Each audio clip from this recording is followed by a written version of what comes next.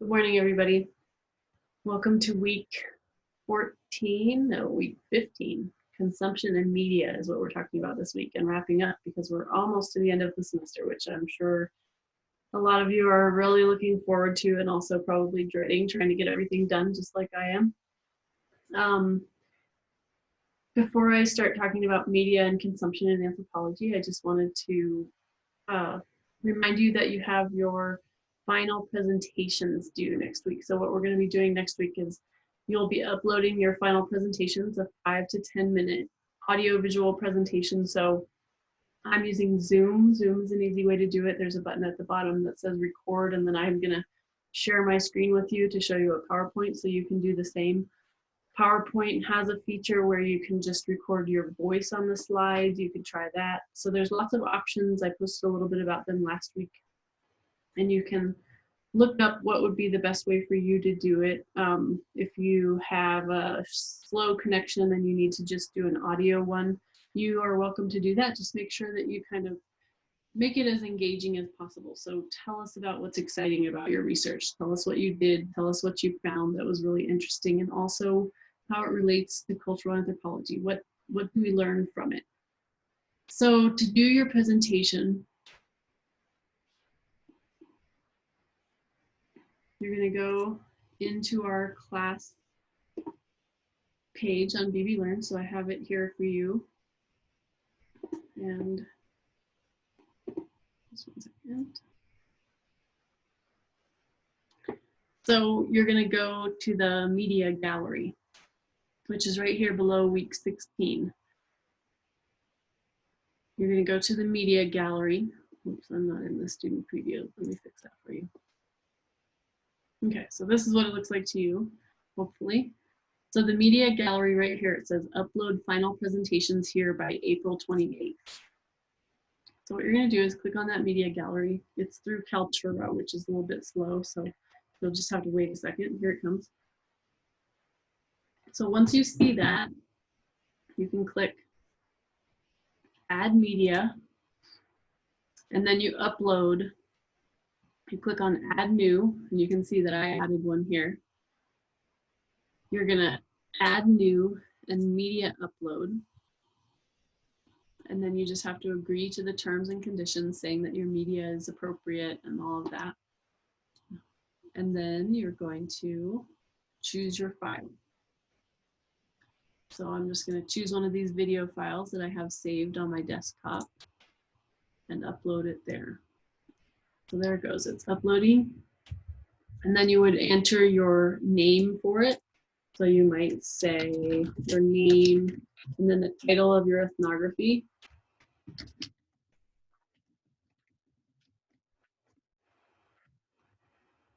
And then you would give a little description.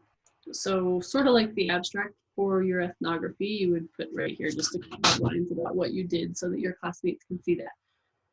So if you have questions about that, please let me know. If that media gallery doesn't work for some reason, please let me know. I'm going to set up a discussion board so you can comment on your classmates' videos, so that the discussion board will be set up separately as one of these on the side. And I will, you'll just have to say which person's ethnography you're commenting on. And like I said before, I just want constructive comments. I don't want anything negative. I just want what you learned from it, what was interesting about it. This doesn't need to be a hard thing, it should be supportive. So we're just going to support each other and say, this was a really interesting presentation and here's what I learned, that kind of comment. So I'm wanting you to comment on 5 of your classmates' presentations in that discussion board, which I will post. All right, so for today, we're talking about art and media in anthropology. So hopefully you can see me okay here. So art and media is really interesting in anthropology. Several of you have ethnographies that are kind of focused on this topic, so I think you'll find this interesting. It's one of the things that I've been really interested in. I've talked a little bit in class about being really interested in advertising. I think if you watch ads, even on YouTube, they really target you. They try to get you interested in 2 seconds or 5 seconds or however long they have. And how do they do that if you watch that? a lot of it has to do with how you present yourself and how you feel about yourself. So I'm also going to talk about the difference between fine art and popular art and the way that those are used in culture and art's relationship with power. So here we go. All right, so visual anthropology is the branch of cultural anthropology that looks at how power is related to images and how images are part of culture, how imagery is important to us, how they're the visual representation of culture and cultural identity. I'm going to post this as a PDF. I'm not going to try to show you the little videos that are linked in here, but I'm hoping that you will go back after and go back through this presentation and watch these little videos. This one in particular, I think you'll find really interesting. It's just a short little video, and it's an, what this is it's called the Morguinho in Brazil. It's an art project, a community art project, where kids over the years have built this kind of mini city. So you can see it here. It's built out of cinder blocks. And what the video is actually what people will do is create these little videos kind of playing out what's going on in this little town. And it's a really interesting, it started out as a game, but it has become a really interesting way to express kind of what life in the favela is like. So sometimes these little videos where these people are sort of playing with their toys, you could say, and making these little videos, it becomes a political expression. And a lot of them are, it's really interesting. So go back and use that link in the PDF that's attached to this, or the PDF of this presentation, and watch that, and you'll see how they are kind of commenting on what life is like in the favela, using this kind of mini artistic representation of the favela. Oops. All right, so next, I like to do this in class, but I wanted to do it anyway here with you online. So just get out your notebook or just on your computer, just for fun, just kind of as a thought experiment. I'm going to scroll through a series of images. And I want you to just think in your mind, when you see them, is it fine art or popular art or craft? And I want you to just jot that down. Fine art, this one's fine art, this one's popular art, this one's craft. And then after that, we're going to talk about what the definitions of those are. And you can think about how you sort of categorize each one. So starting out, we have this one. I'm just going to pause for a second on each one. I'm not really going to say anything about them. I just want you to jot down whether you think this is fine art, popular art, or pop art, as it's sometimes called, or craft, or something else. Here's another one. Is this one fine art, popular art, or craft? Another one here. Fine art, popular art, or craft? One is embroidery. Does that count as art? And I want you to be kind of paying attention to your reactions. What counts as art and why is that? All right, how about this one, these baskets? Is it fine art? Is it popular art? Or is it a craft? And this one, fine art, popular art, or craft? Which one would you say that is? And how about this one? Is it fine art? Is it popular art? Which one is it? And this one, a mosaic. Craft, art, or fine art? And what does that mean? Another one.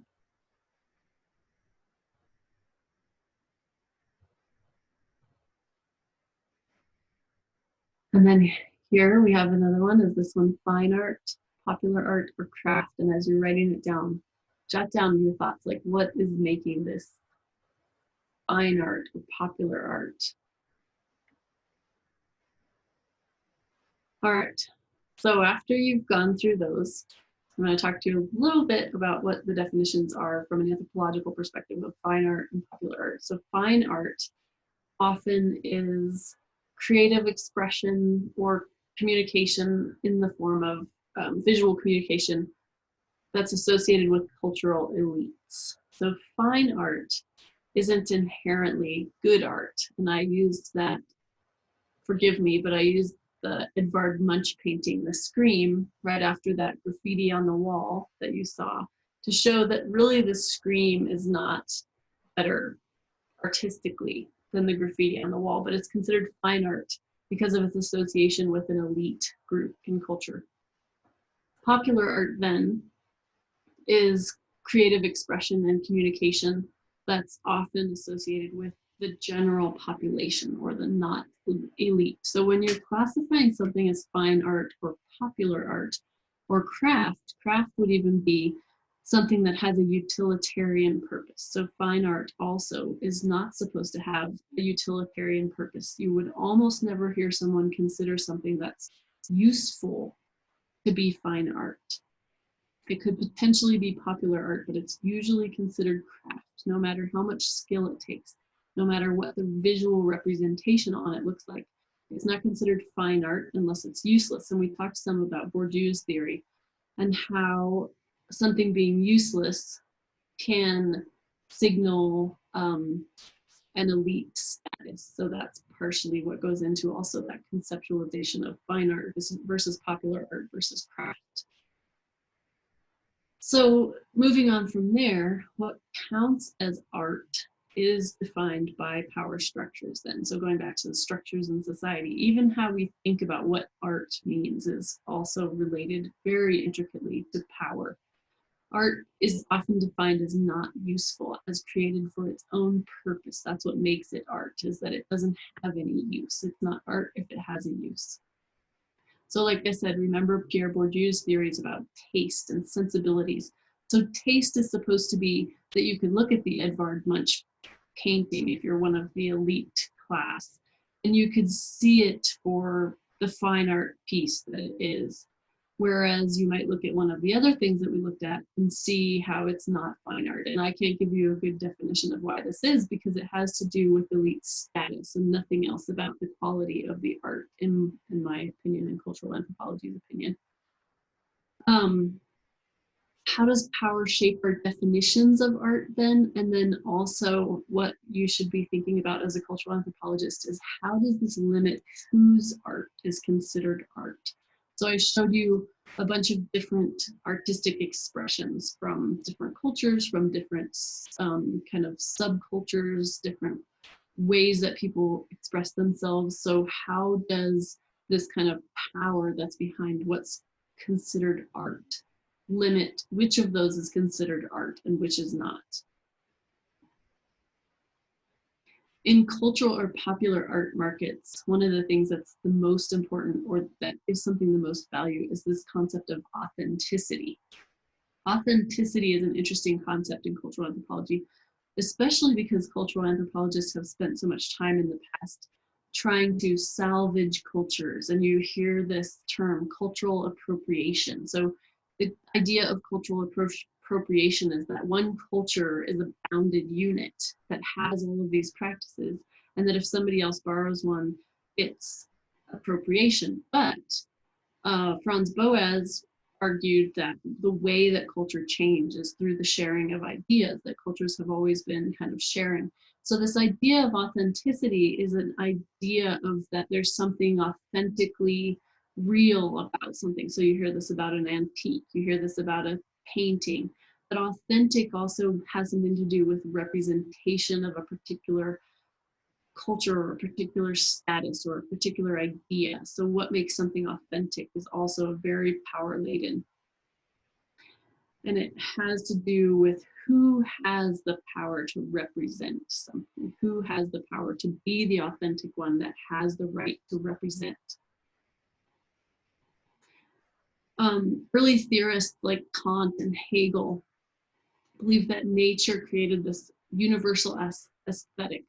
They argued that there's ways of perceiving art that are universal, that fine art should be universally perceived because there are these universal standards for what beauty is, that humans have an innate sense of what is beautiful in art. So when we look through all of those artistic expressions, it should be that all humans would see the same one as the most fine or the most beautiful. Is there a universal aesthetic? That's an interesting question. But we would argue that cultural expression takes a lot of different forms, and that what you find beautiful is shaped by your cultural values and by what you value and what you see as authentic and what resonates with you. So is beauty defined by nature or culture? There's arguments on both sides. There's some arguments that beauty has to do with symmetry, that the Fibonacci sequence, which I showed you in that last slide, these are all plants that show this sequence called the Fibonacci sequence, which is a mathematical formula that shows up over and over in nature. And that's kind of behind the theory that there's a universal standard of beauty, that you see this symmetry and this mathematical kind of pattern in nature that makes things beautiful. But as a cultural anthropologist, I would ask you to consider, is beauty universal, or do you think that beauty varies? What about the beauty ideals and the body modification techniques that we watched in the last couple of weeks? How do those relate to whether beauty is universal or whether it's culturally defined? All right, the next thing I'm just going to touch on really briefly is ethnomusicology. If you haven't heard of ethnomusicology is the study of music in cultural context. So how does music become a cultural expression? Music is another form of art, or not visual communication, but auditory communication, another form of communication. Something else that I showed you the montage of all the different kinds of music and dance earlier on in the semester. And had you think about which one sounds like music to you, which one sounds the most pleasing to your ears. And that is very culturally defined. Some of them don't sound like music at all if it's not from your particular culture. And then some of them you're much more used to. Again, please go to the PDF of this presentation and watch this short documentary about ethnomusicology. I think you'll find it really interesting, and it does a nice job of explaining the background on ethnomusicology if you're interested in that. All right, so going to media. We're talking about this week, I just talked about art. It's short. I know that our attention spans online can be pretty short, so I'm trying to keep this pretty short, and you're going to read your articles this week. And if you are more interested, definitely please watch all of these links. They're all short videos. All right, so media and anthropology is looking at television, at film and movies, at news and newspapers. You hear a lot about media, social media these days. What does social media mean? What does it mean now? Suddenly Facebook removed all of the conspiracy theories from its pages because somebody in World Health Organization or in global public health decided that we're done with the conspiracy theories. They don't want to hear any more about it. They want the pandemic to be communicated in a real way. They don't want people to be able to spread misinformation, so they took it all down. So that's a really interesting idea of what media is like in culture. How does media shape culture? What does it mean if they take down all of one kind of theory? And how does not doing that also impact culture? So there's been a big debate in the last few years about who's allowed to censor, who's allowed, what counts as fake news or real news, who decides what fake or real is. That's also a matter of perception if you're an anthropologist.